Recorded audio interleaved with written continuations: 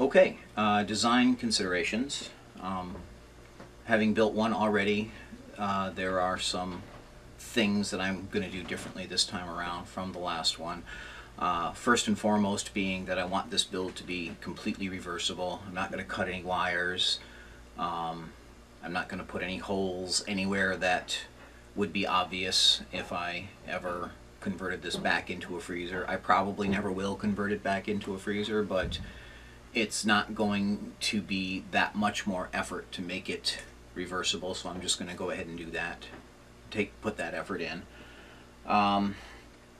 Also on this one, I want the inside of it to be as clean and uncluttered as possible. The other one I had the secondary regulators and the CO2 tank inside the freezer, which was nice. It was nice to have them in there so that when it was closed it was very clean on the outside. Well, this time I'm kind of going the other way. I want it to be clean on the inside, because I think it'll make the inside more usable to put other stuff in. Like, I like to store hops in there.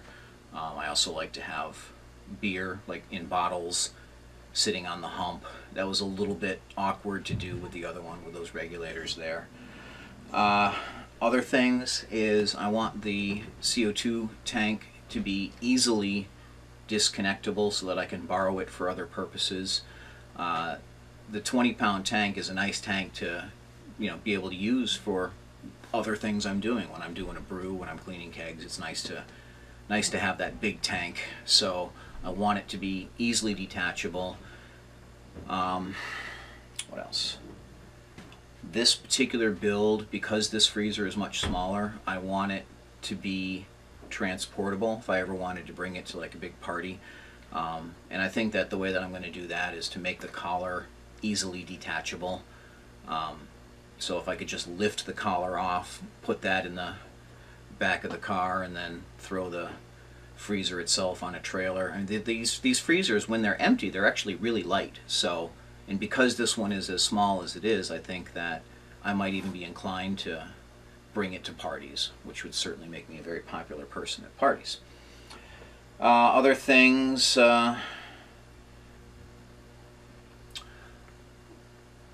guess I should probably talk a little bit about what it costs to build these things. I'm not going to really go into what I spent on this build or the other build, because there really are a wide variety of ways that you can implement a kegerator build, and especially if you've got good crap hounding skills, you can find things on the cheap, and I've done some of that with some of the parts that I'm using for this, but it's a fair bet that if I were to mention a price range, including the cost of the freezer for something like this, you could probably build it in the, let's just say 600 range, 600 US dollars, and your cost can pretty much go up from there. My cost is up from there for reasons that I'll go into over the course of the build. I made some choices that definitely brought the cost of mine up, but you can absolutely build these for a much more reasonable price than this one cost me, which is why I'm not really going to go too much into the actual numbers, because I don't want to scare anybody away. So, alright, let's go look at the freezer. Okay, well, here's the freezer itself. It's a Kenmore 8.8 cubic foot model. It's about 41 inches wide by 21 odd inches deep and about 30 inches tall. There's the mechanical compartment over here on the side, and you can see that it pretty comfortably fits 4 kegs. There's they're not heavily stuffed in there. There's room around them. It actually came with 2 of these baskets, but I can only use one of them. And That's it. It's really not much to it. It's a freezer. It doesn't need to be much to it.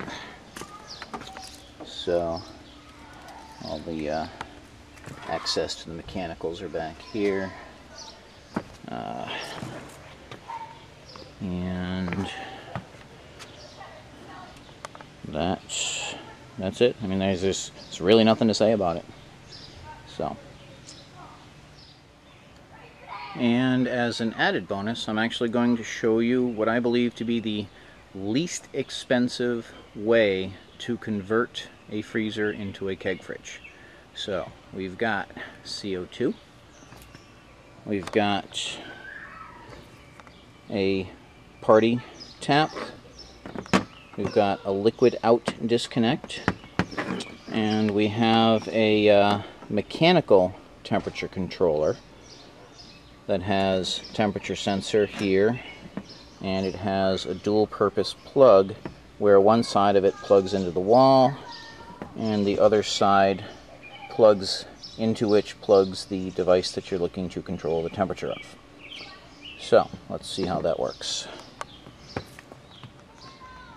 Okay, so what I did here is the temperature controller itself, all I did was loosen up the screws holding the back hinge on and pinch the mounting ear between the hinge and the back of the freezer. So that's mounted in place. You can see the temperature is set for right about 40. And then the temperature sensing bulb for this controller, I just ran it right under, there it is, ran it right under the seal and into, essentially into the bottom of the freezer here, where when the freezer is running it'll just sense the temperature at the lowest point. Got the CO2 tank inside. Just hook it right up. Have my party tap. And that's it. You just plug the new temperature controller into the wall, and then you plug the freezer into the back of the plug for the temperature controller, and then that interrupts the freezer circuit. So those temperature controllers, you can pretty much find them online or at your local home brew store, starting in the $50 to $60 odd price range. That one I was lucky enough to find at a tag sale. I think I paid $5 for it. Also of note that this is slightly oversimplified, as I'm only showing you one circuit. You would need to get some kind of air distribution manifold so that you could run your CO2 into all 4 kegs, and of course you would have to build 3 more of these taps. But basically you've just created a keg fridge. There are certainly disadvantages to this style, because without a collar, every time you want a beer you have to open it up. But the simple reality is that for maybe $100 total, including all your hardware, not including the price of your kegs or your freezer, but for $100 you've taken a freezer and converted it into a functioning, usable keg fridge. I know I have friends who have done this, and they're perfectly happy with it. So that's kind of a quickie. You know, you could buy a freezer in the morning and have a keg fridge by the evening if you use this method. But that's not what we're going to do.